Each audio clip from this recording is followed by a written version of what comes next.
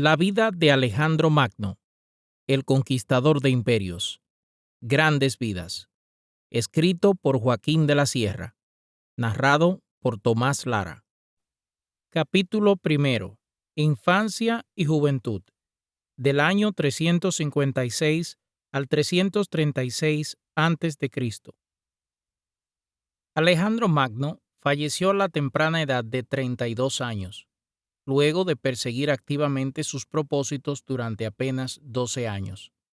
A diferencia de Napoleón, quien permaneció en la escena mundial casi 3 veces más tiempo. Sin embargo, pese a su breve carrera, la serie de hazañas audaces y románticas de Alejandro fueron tan cautivadoras y admirables que dejaron al mundo asombrado y han captado el interés de generaciones.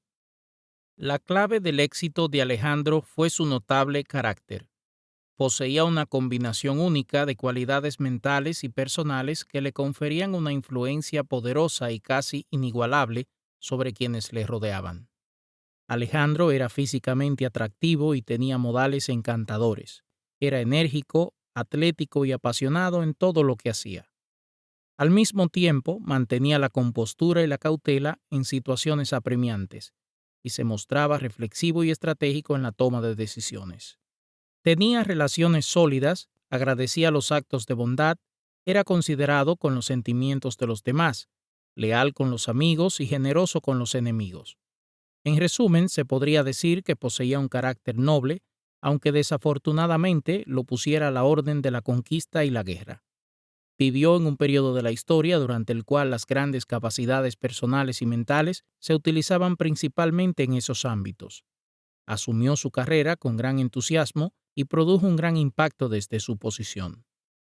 Alejandro aprovechó varias circunstancias favorables para demostrar unas destacadas habilidades. Su patria estaba situada en la frontera de Europa y Asia, que en aquella época, como sigue siendo, eran dos civilizaciones muy diferentes. Asia estaba dominada por persas, medos y asirios, mientras que Europa lo estaba por griegos y romanos. El Helesponto, el mar Egeo y el Mediterráneo separaban ambas civilizaciones y actuaban como barrera natural entre ellas. Como resultado, cada uno estableció formas de organización tan diferenciadas que inevitablemente llegaron a ser rivales y enemigas. Es difícil determinar cuál civilización, entre la asiática o la europea, era superior. Ambas eran tan diferentes que la comparación resulta difícil.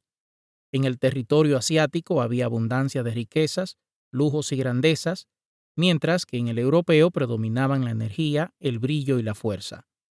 Por un lado había grandes ciudades con magníficos palacios y jardines que gozaban de fama mundial. Por otro lado había robustas fortalezas, carreteras y puentes militares y ciudades reciamente fortificadas. Los persas tenían enormes ejércitos bien equipados con elegantes tiendas, caballos bellamente adornados, además de armas y suministros bélicos suficientes y de la más alta calidad. Sus oficiales vestían lujosos atuendos y disfrutaban de una vida ostentosa.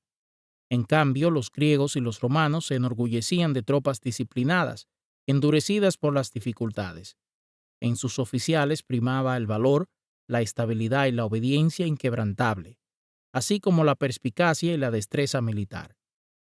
Todas estas particularidades eran la antesala de una gran discrepancia existente en la organización social y militar de estas dos regiones del mundo. Alejandro nació con la posibilidad de ser heredero al trono de un reino griego. Demostraba energía, iniciativa y habilidades militares excepcionales, características típicamente vistas en griegos y romanos. Organizó ejércitos, avanzó más allá de los límites entre Europa y Asia y dedicó 12 años de su carrera a una triunfal campaña militar que lo condujo hasta el corazón del poder asiático.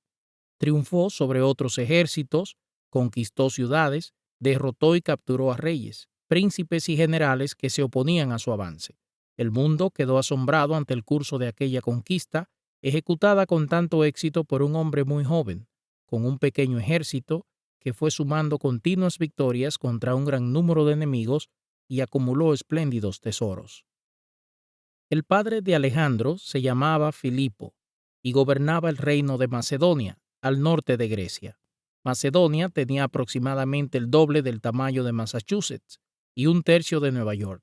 La madre de Alejandro, Olimpia, era hija del rey de Epiro, un reino ligeramente más pequeño que Macedonia y situado hacia el occidente de esta. Olimpia era conocida por su personalidad fuerte y decidida, y de ella Alejandro heredó su energía y desarrolló otras cualidades encantadoras de las que carecía su progenitora. Como joven príncipe se le consideraba una figura relevante en la corte de su padre. Todos sabían que a la muerte de su predecesor se convertiría en el rey de Macedonia, razón por lo que era objeto de muchos cuidados y atenciones.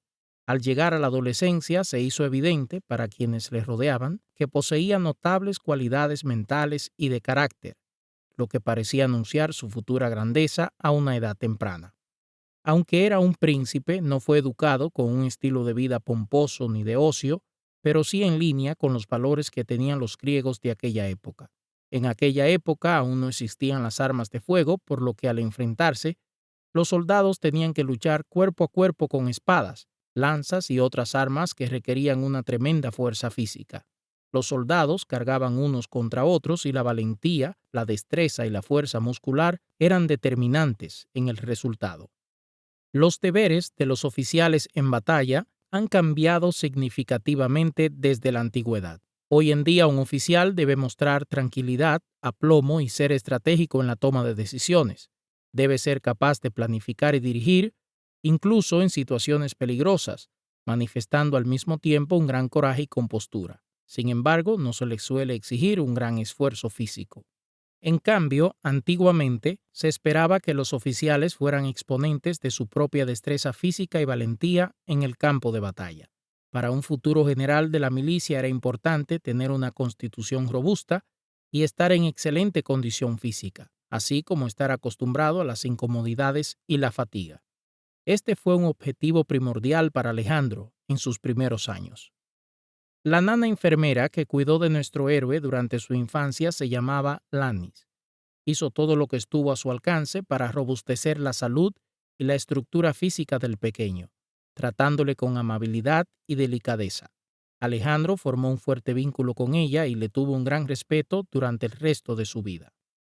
Durante sus primeros años estuvo bajo la educación de un maestro llamado Leonato. Más adelante contrataron a un tutor llamado Lisímaco para que le instruyera en materias que solían enseñarse a los jóvenes de la realeza en aquella época. No había libros impresos, pero sí algunos textos escritos en rollos de pergamino que leían los estudiantes. Entre ellos había tratados filosóficos y relatos históricos románticos de héroes, a menudo llenos de exageraciones y adornos. Los más famosos eran los poemas de Homero, un antiguo poeta que vivió varios cientos de años antes que el futuro monarca. Alejandro tenía una atracción especial hacia los relatos de Homero, donde se narraban las hazañas de los guerreros a lo largo de una decena de años que tardó el asedio a Troya. Las historias le parecían apasionantes y los versos en que estaban escritas eran para él suaves y agradables. Más adelante, a sus 13 años, Alejandro fue puesto bajo la tutela de Aristóteles, uno de los filósofos más destacados de aquel tiempo. Durante 5 años, Aristóteles le enseñó una amplia gama de temas, incluyendo filosofía, lógica, retórica, metafísica, estética, ética, política, biología y más. Fue un periodo crucial para la formación intelectual y académica del joven. El tutor encargó una hermosa copia de los poemas homéricos especialmente para Alejandro, cuidando su exactitud y elegancia. Alejandro llevó esta copia consigo en todas sus campañas e incluso utilizó un hermoso y costoso cofre, tomado como botín de guerra para protegerla. Era evidente que el conquistador macedonio estaba lleno de voluntad y espíritu luchador, pero también tenía una personalidad reflexiva y pensativa. Alejandro fue muy ambicioso desde temprana edad. Su padre era un poderoso guerrero que conquistó parte de Grecia, pero no cruzó hasta Asia.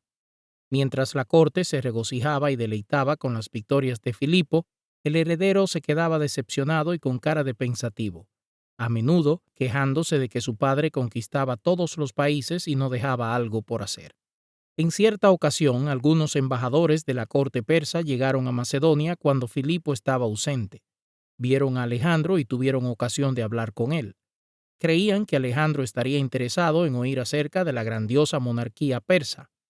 Tenían historias que contarle sobre los famosos jardines colgantes, construidos de forma magnífica sobre altos arcos, o hablar de una enredadera dorada decorada con piedras preciosas tendidas sobre el trono donde el rey persa celebraba frecuentemente sus audiencias.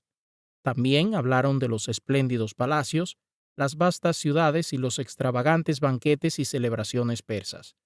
Sin embargo, se sorprendieron al comprobar que Alejandro no daba señas de interés por ninguna de estas cosas.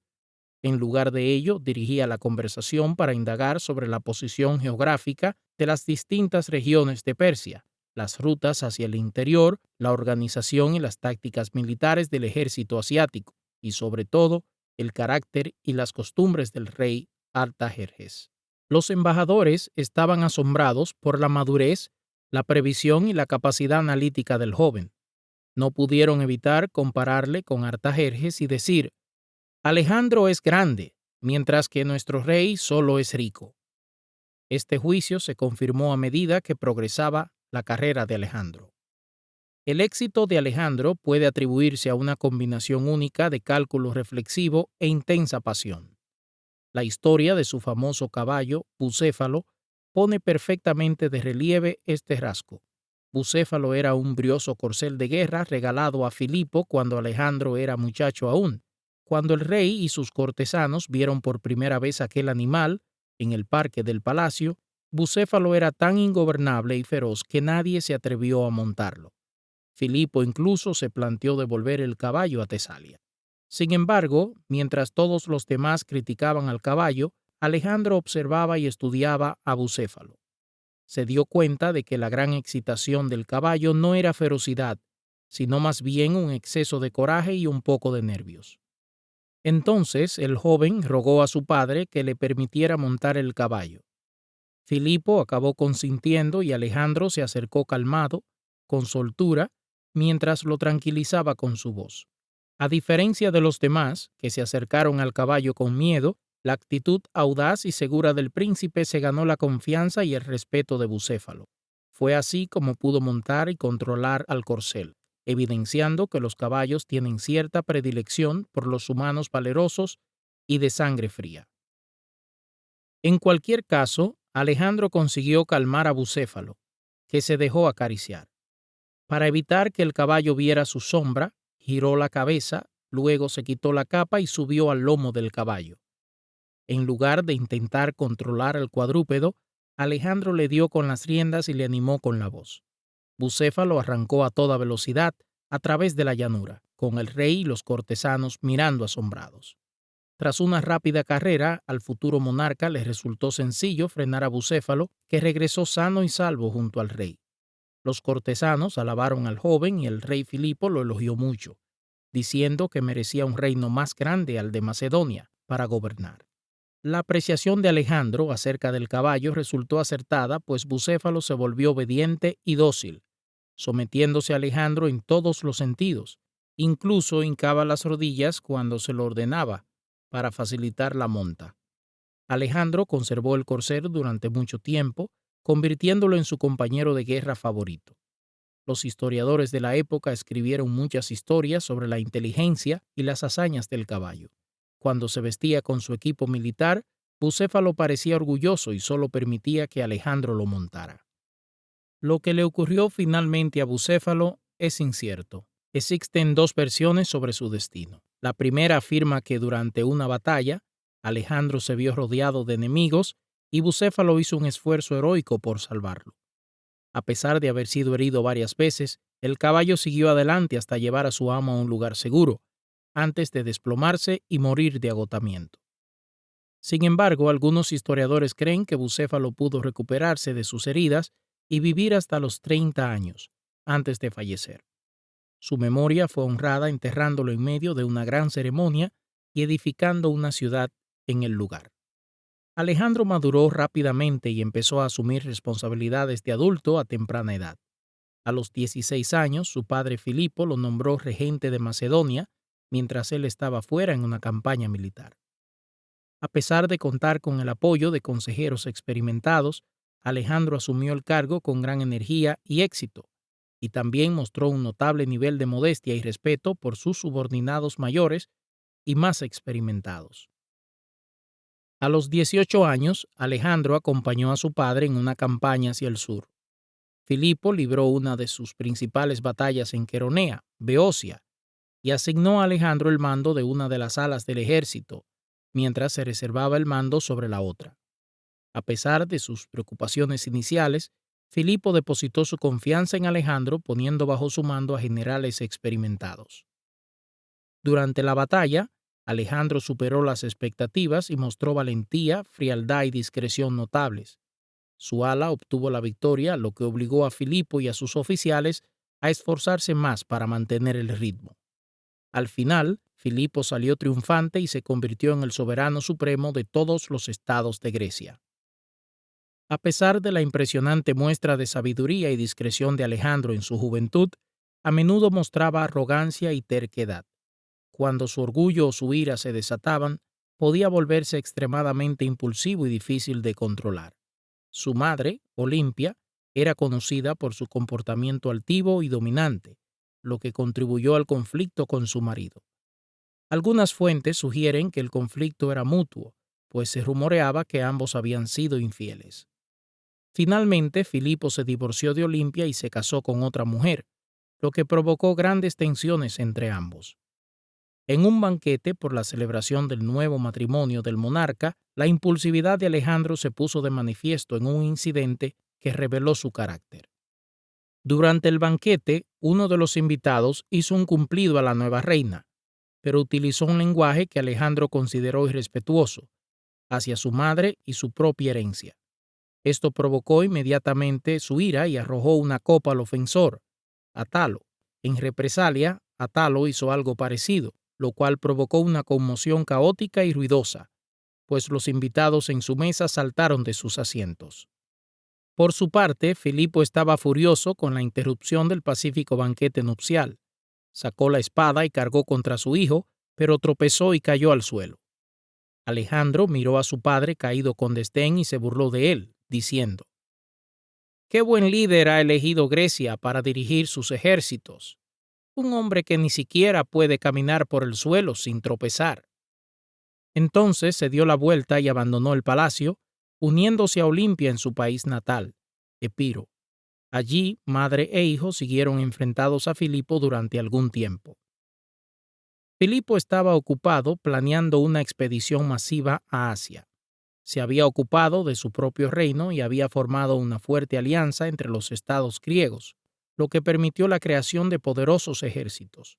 Filipo fue nombrado comandante de estos ejércitos y se implicó plenamente en la guerra.